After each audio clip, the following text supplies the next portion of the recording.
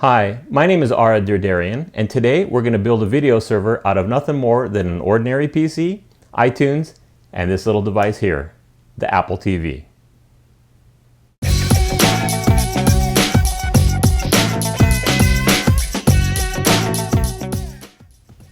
So if you've been listening to the show for a while, you know that I've built a video server out of a Mac Mini.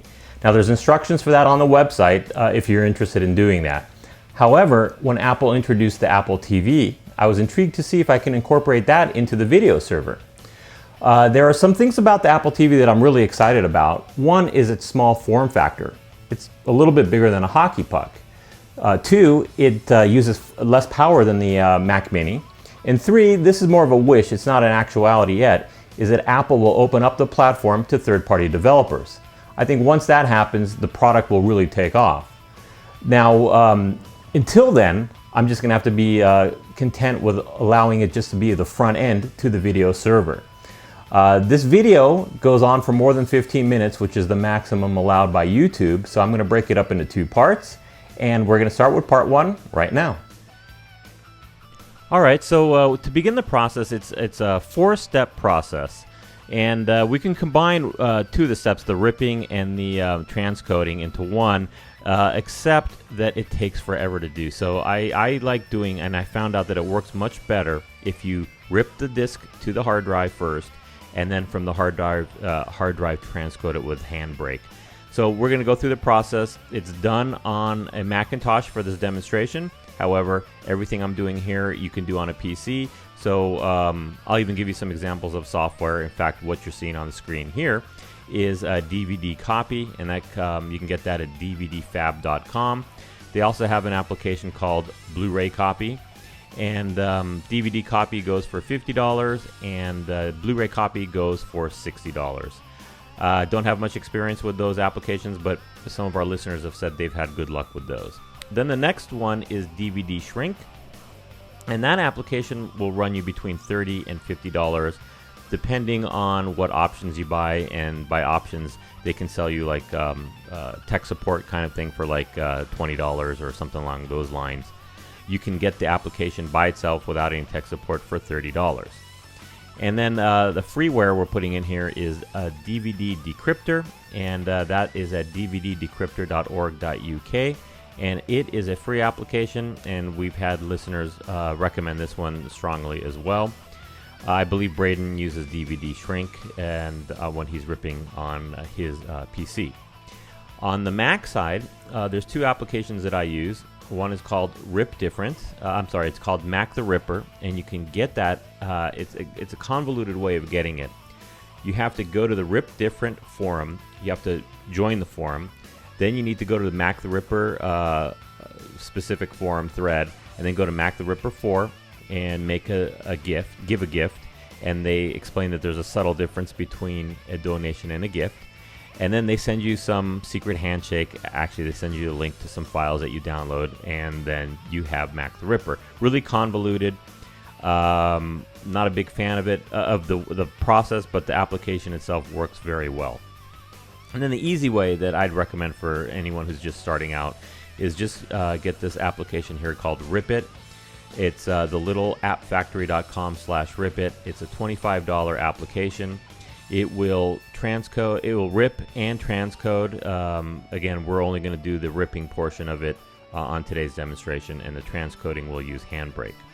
So to begin, we are going to do our demonstration today with Die Hard, and we'll insert the disk into the drive. And while that's inserting, I'll launch Rip It.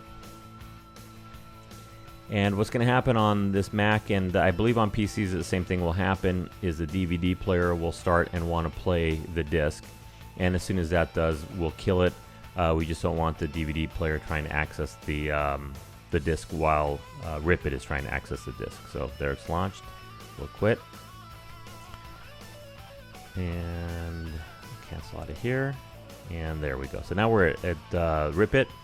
And it shows that it has Die Hard in here. You could type whatever you want for the file name to be named, and Die Hard is good enough for me here.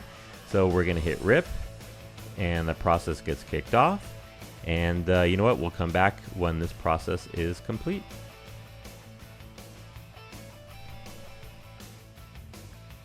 Okay, and we're back. The whole process, as you can see, we're counting down here last few seconds of the rip. The whole process took about 35 minutes.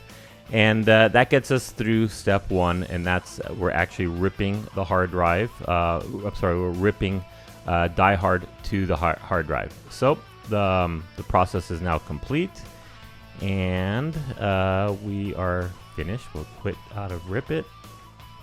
So the process is ended, and what we have is a folder, and Rip It is set up on my computer to deposit the folder in my movies folder here. And so here we have Die Hard, and this file here, this folder will play on in front row. It will play in Windows Media Center software, and if that's all you wanted to do and you want to have an exact copy of what was on the disk, you're done. You can stop watching the video. However, what we're going to do is take this and transcode it so that it can play on the Apple TV. And as you can see here, it's 8.35 gigabytes, and after we get done transcoding it, the file is going to be significantly smaller. All right, now to do the transcoding, we're using Handbrake, and that is Handbrake will be used on Macs and PCs. You can get this by going to handbrake.fr, and you can see the Mac OS, the latest one supports Intel 64-bit. And of course, there's Windows for 2000 XP Vista and Windows 7. There's even versions that'll run on Linux.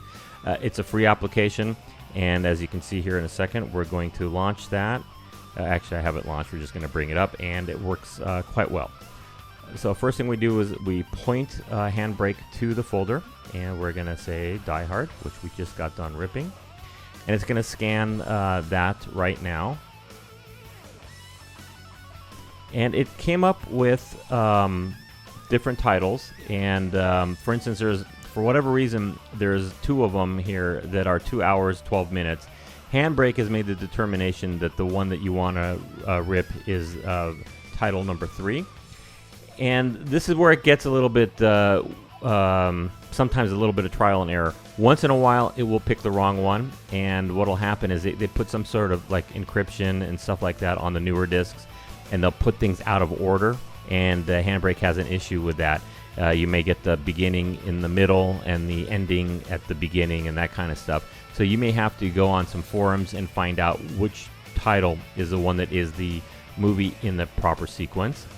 This one is probably a director's cut versus a non-director's cut type of thing, because this is an older disc. So anyway, we're going to stick with title 3, and the other ones could be videos for the menus and that kind of thing. So here we go, title 3. And over here on the right hand side, there are presets. And we're going to start out with Apple TV. And over here you'll see that it's H.264. It's an MPEG video file. However, I've created my own preset. It's called Re-Rip. And what happens here is the constant quality goes from 60% to 65%. I set it up that way. It was a cross between better video quality and file size. Then on the audio, this is key here.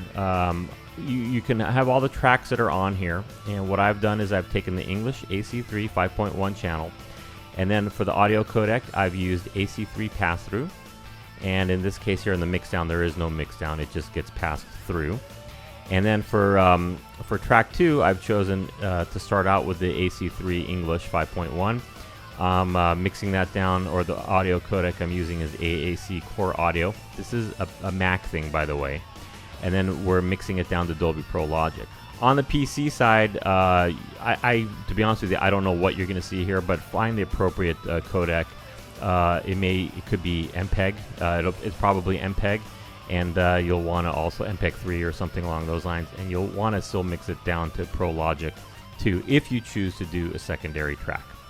Also, what I'm going to do here is I'm going to set the data rate up to 320 kilobits per second.